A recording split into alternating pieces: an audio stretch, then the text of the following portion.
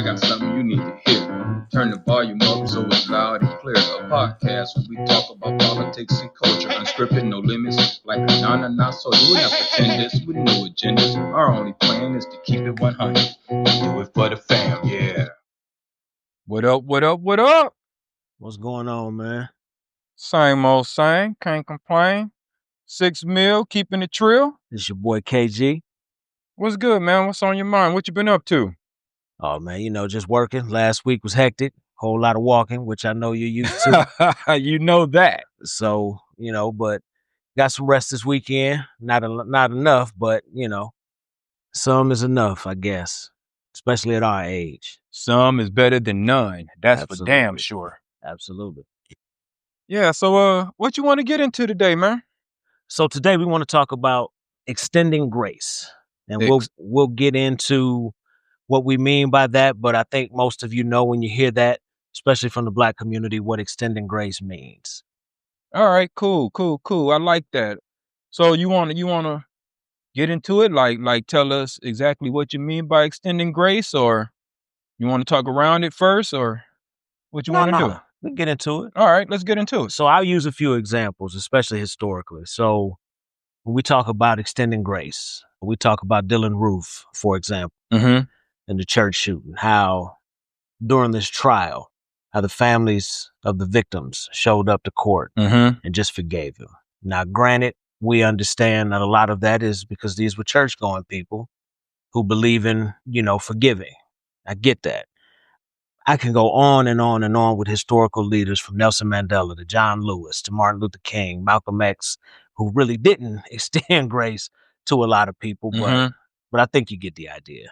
Well, just for a little historical context, Dylan Roof is the shooter who killed the 9 parishioners at the AME church in South Carolina some years back. Yeah, just went in while they were having prayer meeting and decided to open fire. And yeah, so yeah, it's I'm not sure I agree from a religious standpoint, from a biblical standpoint. They are correct in awarding that grace. No, it says turn the other cheek, and if they slap you on the other cheek, then you still extend grace. That's what Jesus taught. But as a human, as a flawed individual, I'm not so sure that I could extend grace in that moment. And that's something that I'm working on. And that's my inner conflict. And I know you wanted to bring up Botham Jean and what his brother did to Amber Geiger at the trial. Correct. There's just no amount. And like you just said, it's something you need to work on, but there's just no amount of forgiveness. The fact that you took my brother from me with all this nonsense story, you went to the wrong floor, right, yada, yada, yada. Right. And again, I don't know why it happened. Right. I wasn't there. Right. But this getting up and can I give you a hug? No, you absolutely cannot give me a hug. Go sit down somewhere. Facts. Me personally, I probably would have been more upset at the fact that she only got 10 years, which she probably ain't going to do 10 years. She probably, given what year it is, she's probably up for parole. If not this year, then probably next year. Correct. So yeah, I would not have been wanting to give her a hug either. Again, one of my blind spots, something that I'm working on. I get it, but to move this in a different direction. I mean, because we could sit here and talk about historical events or atrocities that have occurred throughout history, especially to Black people, and go, should or shouldn't we extend grace? But I'm gonna get this on a more personal level, because when we came up with this, and we still may at a different point revisit this, I would like to have someone from the previous generation, someone from our generation, which would be you and I, and someone from the next generation to just sit down and have a discussion about how they felt about us and how we feel about the next generation. And it sort of ties into what Kyrie was saying recently about I'm not a YN and not on rock with YNs. So I would like to bring those groups together and sort of have a discussion. So I'm getting into all of that to say this, to get a little bit personal. My father is passed, God bless his soul. But my father was, from a generation where all they knew was work. Work, work, work, work, work. And he was hard nosed. And He was. And you know it. Anyone who knew him knows that that's the truth. But to get personal, when I turned 16, and I'm not saying that I was a D1 caliber athlete, I'm not saying that at all. But when I turned 16, I brought home my permission slip for basketball, and my father told me, no, I'm not signing any more permission slips. Say you're 16 now. It's time to get a job. Men work, boys play. Those were his exact words. Again, I'm not saying that I could have been a D1 athlete and even past athletics, even scholastically. I kind of feel like my parents didn't really care. It was just more, just graduate high school. That's all I really want for you is to graduate high school. I don't feel like I got pushed, like I said, academically.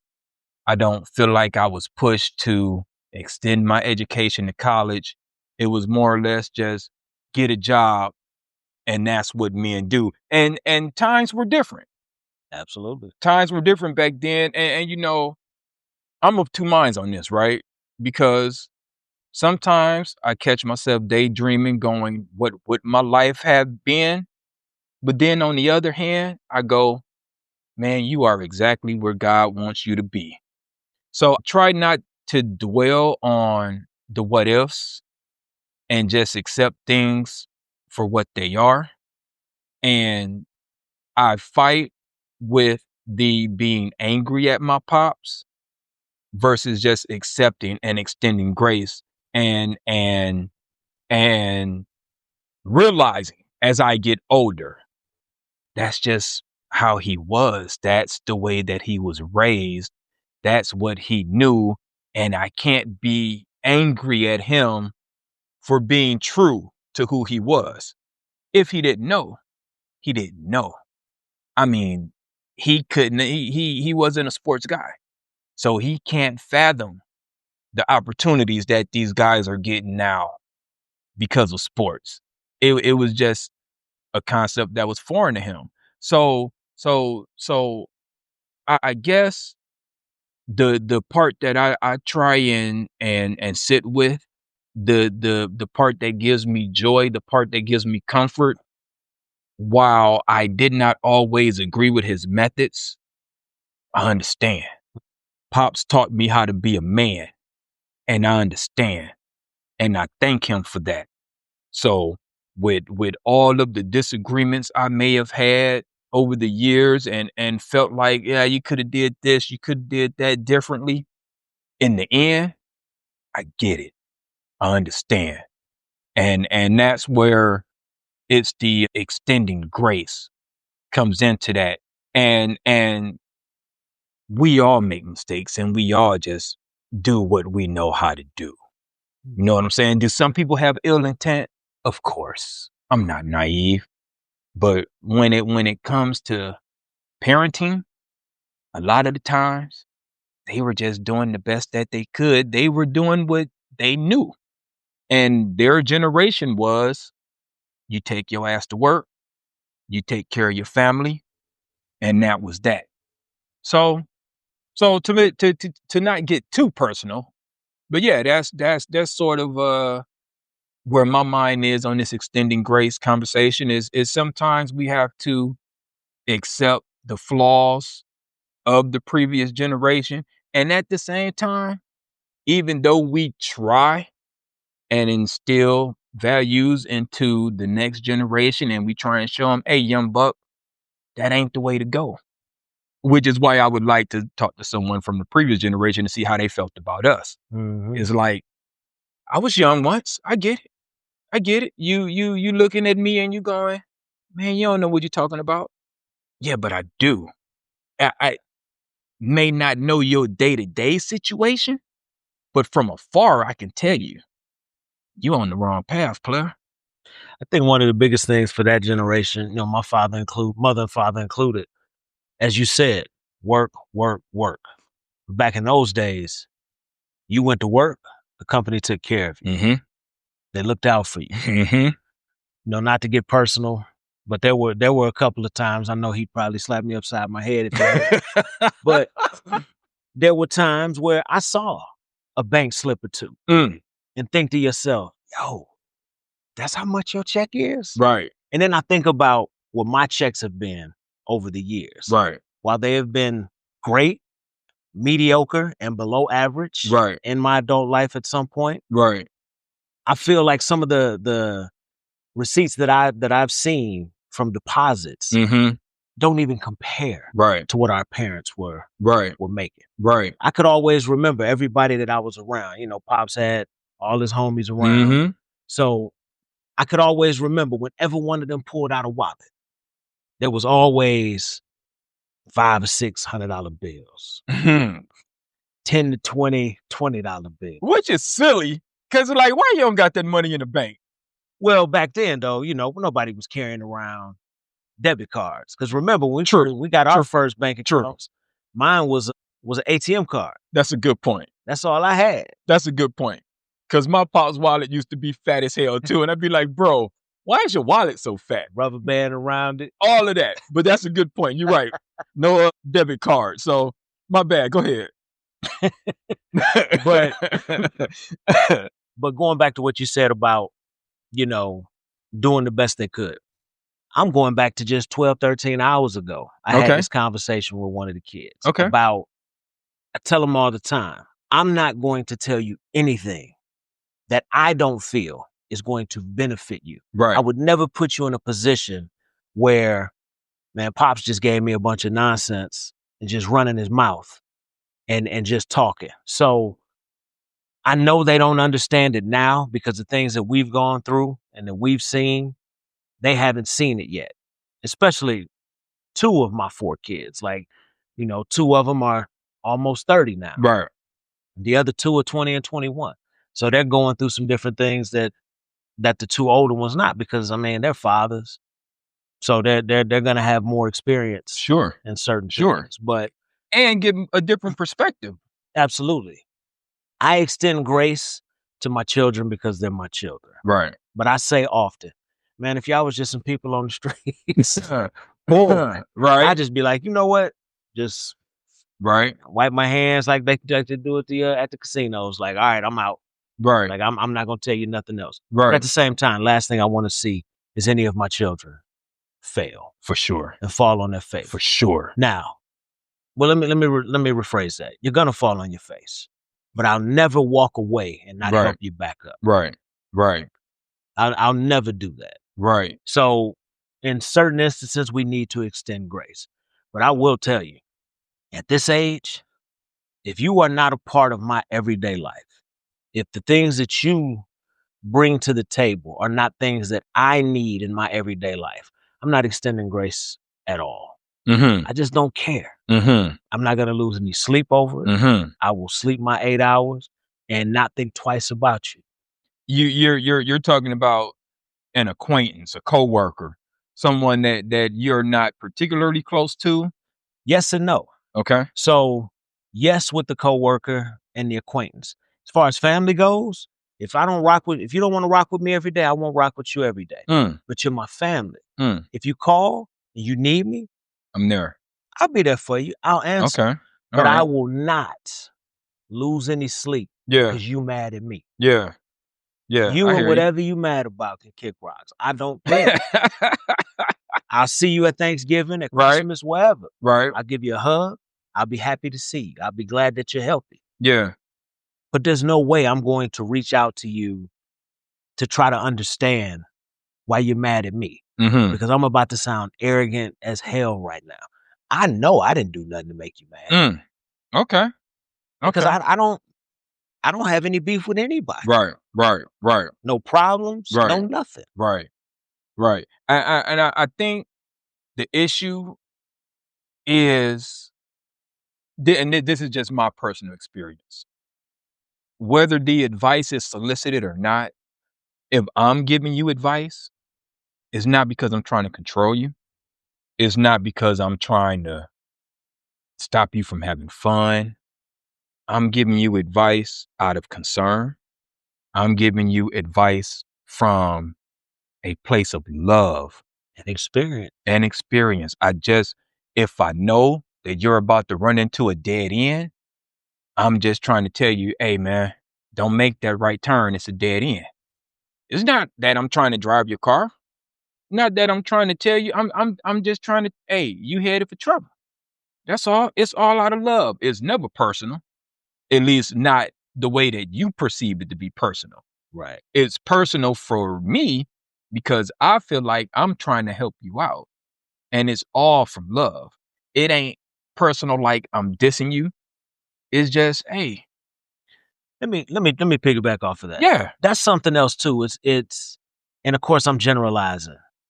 The younger generation, when you bring something to their attention, even if you're talking to them the way I'm talking right now, say, hey, don't do this, don't do that. You should probably try this.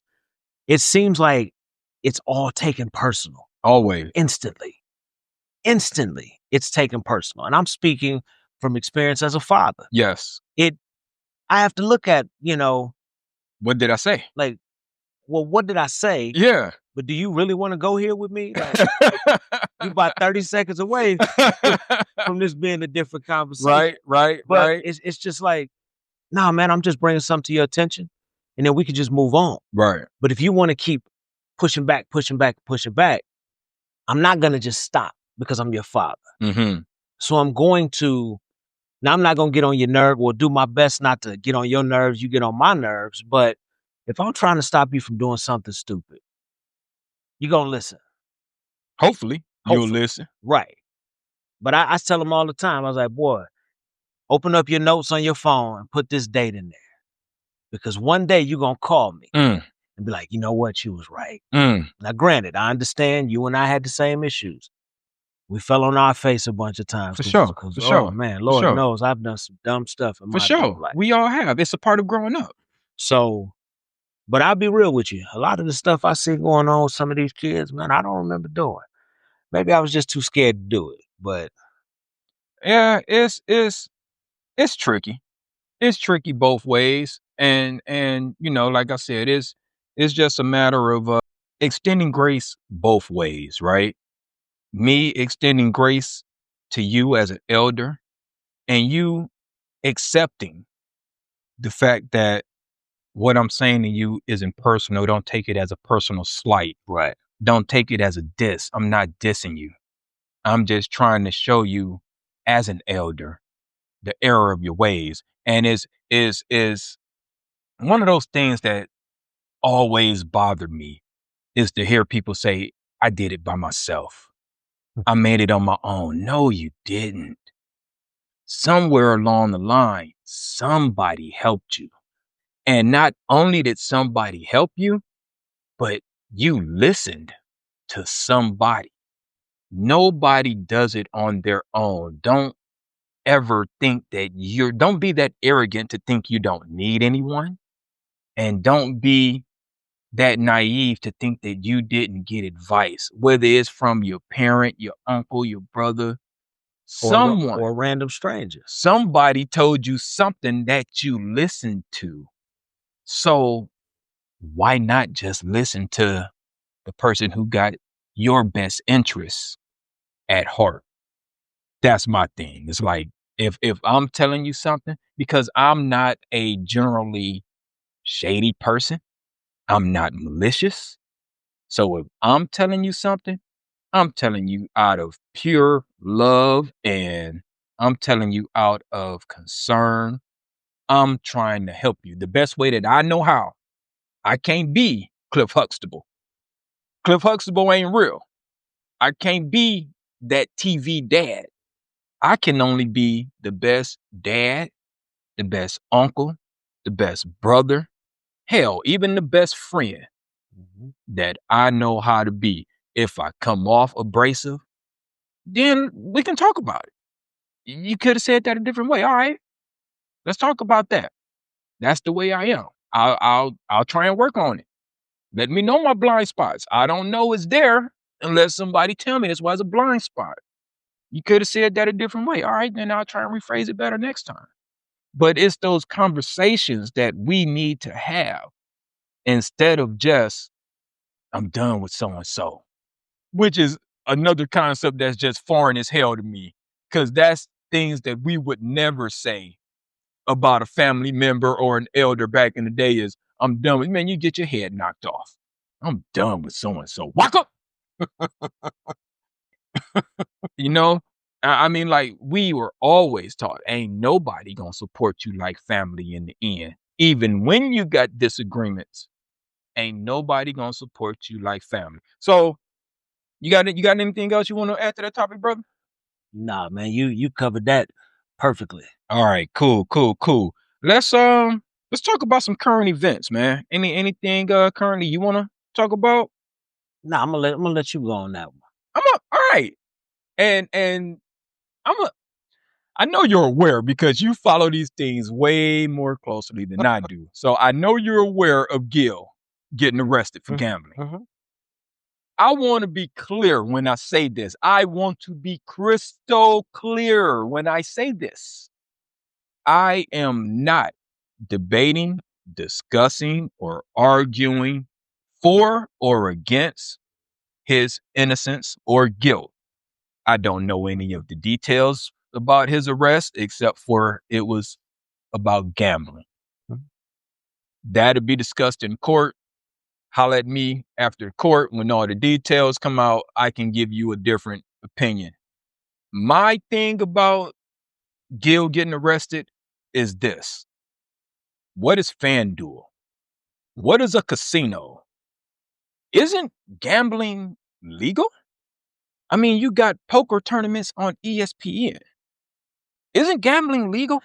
Well, it's legal when you got sponsors, when you got people behind you. But for me, with him, it was him and another gentleman that were arrested. I can't remember the other guy's name.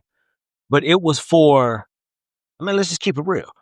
For doing something that you and I have seen before. We've been in those houses. For sure. Throwing the dice off the wall. For sure. High stakes poker games at his mansion. So you're telling me that nobody else is having high stakes poker games. Right. I'll bring a scene from The Wire. Remember when Glenn Thurman was running behind, rerunning for mayor? Call another card game. What'd they do? All the biggest politicians and the who's were there losing money to a man rerunning for politics. So you're telling me stuff like that is okay. But Gil, bringing people to his home to play poker is enough to get you arrested. And keep in mind, this didn't happen yesterday. This happened in 2023. This wasn't something that just happened. This happened 2 years ago. So look, I get it. You don't want anybody to have high stakes poker games. I don't know how much money was involved. Right. Maybe it was millions. Maybe he had roulette tables in there, the whole shebang. I don't know. But it seems crazy to me to arrest somebody in the day of FanDuel and DraftKings. And with DraftKings sponsoring pretty much every single sports podcast I listen to is sponsored by DraftKings. Hell, watching TNT during the season, Chuck gives his picks for FanDuel. Right. It's on the radios every morning. So I guess my question, my beef with this whole thing is, why is the law conditional? And I'm not asking that to get an answer. It's rhetorical. Why is the law conditional? You know, and I'm about to go down some twists and turns here, so stay with me. During Prohibition, alcohol was illegal. As soon as Al Capone and them got arrested, what do? They turn around and make alcohol legal. everyone's aware now that in some states, weed is legal. So does illegality, okay, let me just stop there. Are things only legal when the government can get their cut? Feels like that sometimes. Yeah, it does, right? So as long as the government gets their cut, it's cool. But when the government doesn't get their cut, now it's illegal. Even with Vic, and I know the animal rights people are be up in arms about me saying this, but Vic went to jail. They say gambling, but really it was about him killing the dogs. But yet, if I pay my hunting license fee, I can go kill as many animals as I want to, and nobody don't say anything about it. So as long as the government get their share, it's legal. It's not about the act, quote unquote. It's about paying your dues, basically.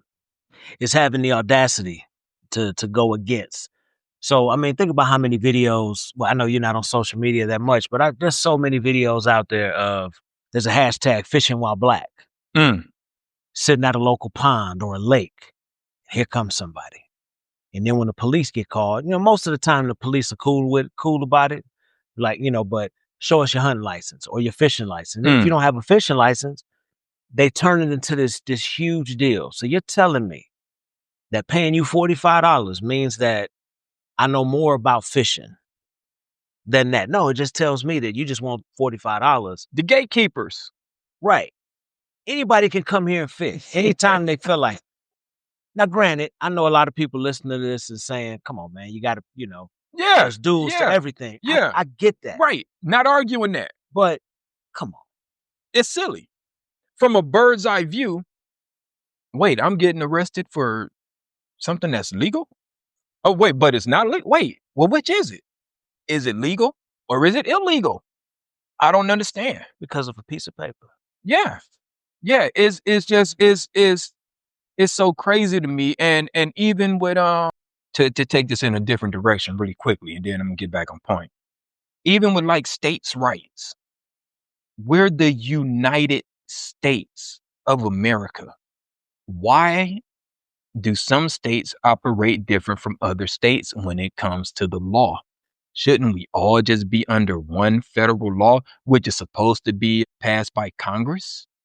Why does the governor get to determine, yeah, I don't want that in my state? Then are we really the United States, or are we operating sort of as each state is its own sovereign country to a certain extent? One of the things that's always gotten me is when some of these states say, well, no, I don't want that money. Yeah. Or they take it. And I won't say the state, give the governor the name, none of this. But when that federal money was taken away from the federal government and redistributed to the police department when it was supposed to go toward a bunch of different programs. And what did they do? They bought an armored vehicle. Something they probably will never use. Right. In a town of 2,500 people. We'll buy that.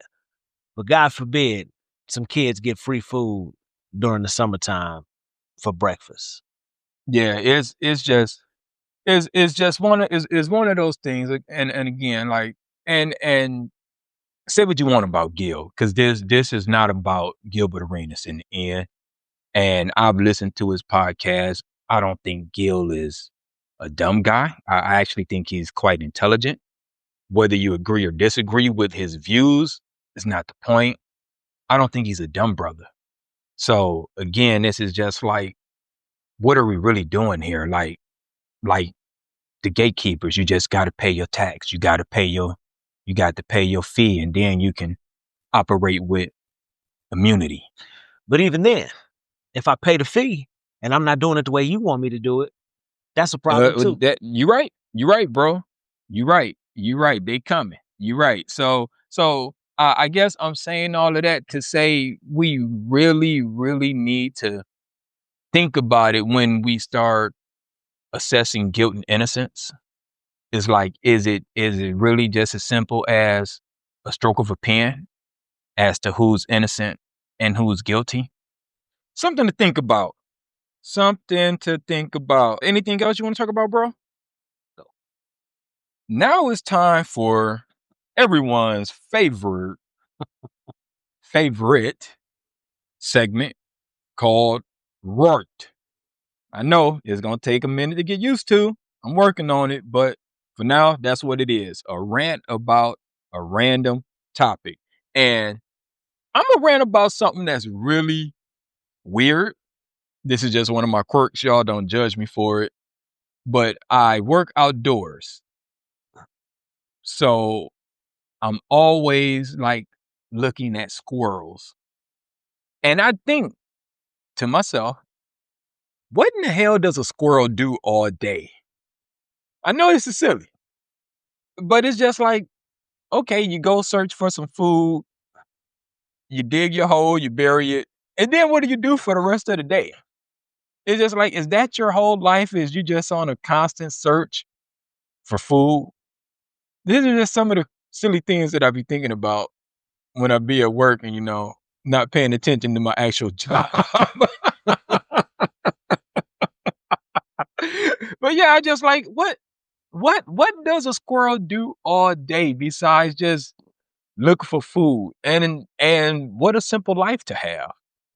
Yeah. I guess that's the part that I really like pays attention to or caught my attention was what a simple life, And I'm not saying I want to be a squirrel. No. Not saying that at all. Just saying, what stress does a squirrel, other than trying to cross the damn street? I'm about to say, yeah. Yeah. Other than that, what stress does a squirrel actually have? Making you slam on the brakes 4 times. Is he going left and right like somebody shooting at him? Oh man, scatterbrains, man. Scatterbrain and jitterbug. You just be like, dude, I'm not chasing you. What are you doing? So on top of that one, I got another one. All right. So back in 2017, there was a satirical conspiracy started that birds were not real. Oh my God, I remember that. I think you even put me on to that. Yeah. So it was meant to be just funny. Mm-hmm. And the guy who started it did it because of a lot of the pro-Trump things going on. Mm-hmm. And he did it to be funny. Okay. And do you know in 2025, there are people who actually believe that birds are drones processed in mass quantity by the United States government to spy on its citizens. Even though they lay eggs? Even though they reproduce? Drones. I saw a comment once, I think it was on Reddit, where a dude's rebuttal to pigeons having babies was, have you ever seen a baby pigeon? I just logged off. I closed the app and just went on about my business. Birds are drones and robots. So somebody, birds have been around my entire life. I'm sure before. I mean, there are some people who argue that birds are dinosaurs. So who created the technology that infused robotics with organics to the point where they can reproduce and lay eggs and eat? And I mean, bird shit, we all had it on our cars. Who produced that technology that you got a technical organism with an organic organism? So I'm not making this up. This is going to sound stupid, but this is to piggyback off what you just said. So the movement believes that when birds defecate on your car, that's a tracking method, and that all birds were actually exterminated between 1959 and 1971.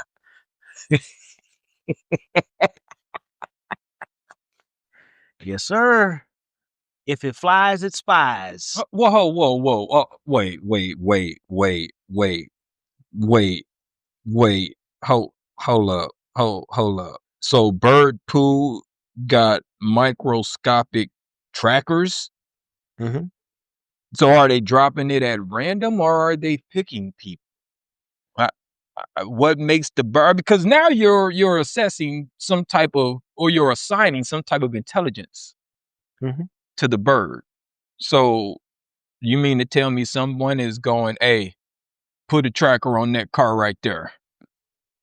Now keep in mind, this was all started as a joke. As a joke.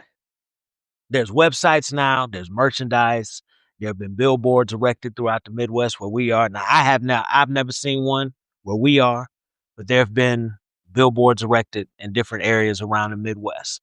Birds aren't real. Well, what does it mean when they get in my dryer shoe? Am I like, you being tracked, dog? Yeah, am I high up on somebody's list? I mean, like, yep. The government wants me? Shit, for what? Yep. I'm about to say, you ain't gonna get nothing from me. Right. Look, trust me, I'm not the dude. You can follow me all you want to. I go to work, I come home. I'm pretty boring. And you ain't gonna follow me far because if I come out in the morning and there's bird shit on the truck, I go straight to the car wash. Right? Wash it off. Yeah. So you ain't tracking me too far. Yeah. And the car wash, what? 2 blocks from the house? I don't even know what to say about that. I really don't, other than, yeah, it's silly. 3. We're adding a new segment this week called 5 on the Black Hand Side. Right on. Where we're going to review a black movie. And we classify black as a predominantly black cast, black writers, black actors. That may change as we go forward, but that's sort of how we're classifying it for now. And the movie we chose to review this week is the classic. And I don't want to say black classic because that diminishes it. The classic Cooley High, starring Glenn Turman, Garrett Morris, who you guys may remember as Stan from Martin, and Lawrence Hilton Jacobs. So, my brother, you want to give us a little brief synopsis about Cooley High? So Cooley High was based in the 1960s in Chicago. Cooley High Vocational School, which is now closed, was the school that they went to. It's about two teenage boys. Women are everything to them. And consequences are somewhat of a rumor. They don't know anything about consequences. They just pretty much running the streets. Preach is a poet. Mm-hmm. No money. Mm-hmm. Thinks he's deep. And Coach Cheese is the star athlete, just trying to make it out. Mm-hmm. They ended up getting caught up in some mess. They cut class, went to house parties. One of the funniest scenes, stealing the teacher's car, or getting in the stolen car, trying to finesse their way through life, all while dodging the cops, shady friends like Damon. Mm-hmm. Hey, well, I guess he was their friend in the beginning. Yeah. At one point, yeah. It starts off, it's kind of like a buddy comedy. Yeah. And ends up, as it did all of us as kids, punching you in the stomach. For sure. Seeing something like that happen. Because as well as I do, back in those days, when someone passed, which you and I both have lost friends at very young ages. Yes. It was hard to deal with because you're invincible at that age. Yeah. So to see that movie and to see how sad it was, it was hard. For sure. It was funny. It was heartbreaking. And as I just said, it's way too relatable. Very. Because for you and I, we grew up. I mean, I don't know the exact distance, but I mean, you and I grew up not less than 20 miles from where this movie was filmed. Right. So for us, everything that they were doing, in some way, shape, or form, we did all of the same stupid stuff growing up. Sure. Absolutely. And, one of the things that get overlooked is what a great soundtrack this movie has.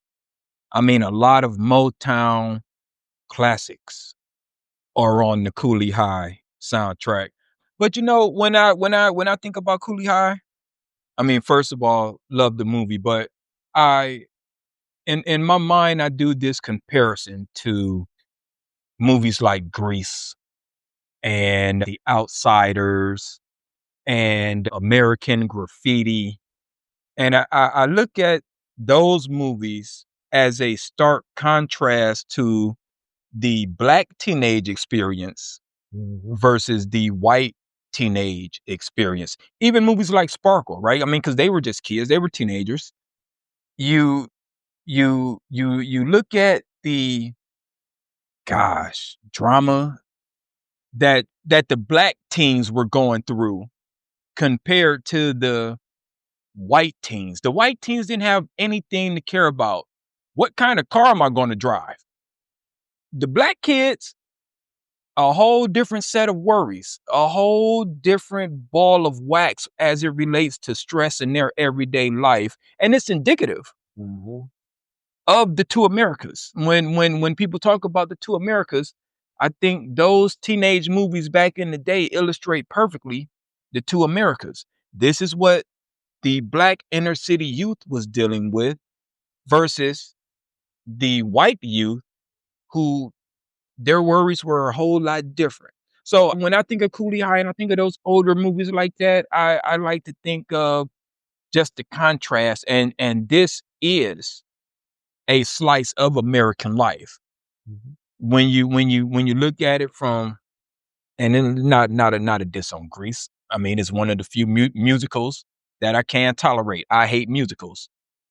The Outsiders is a good movie, but you look at what they were going through, and The Outsiders is kind of violent. You know, they had some stuff to deal with, but when you look at what they were going to compared to what the black inner city youth were going through at that time, like I said, it's just indicative of the two Americas that we grew up in, and probably still relatable today.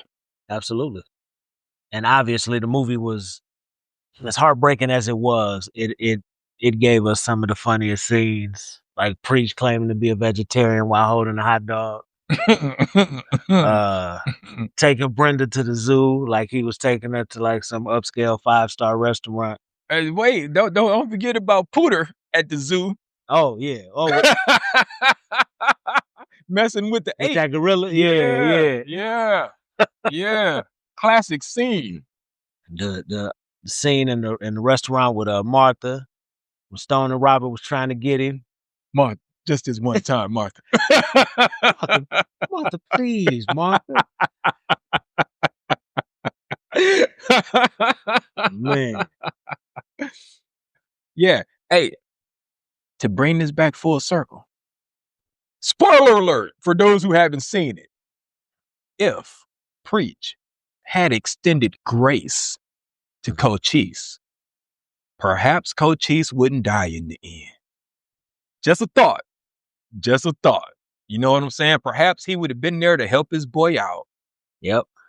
He wouldn't have been by himself. He wouldn't have been by himself. 3-on-2 way better than 3-on-1. That's right. That's right. At least you got a fighting chance. Absolutely. Man.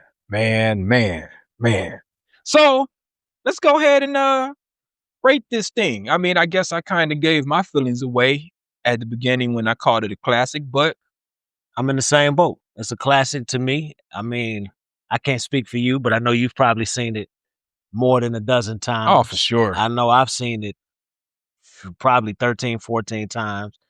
Just as a kid, just watching it over and over again, having it on VHS.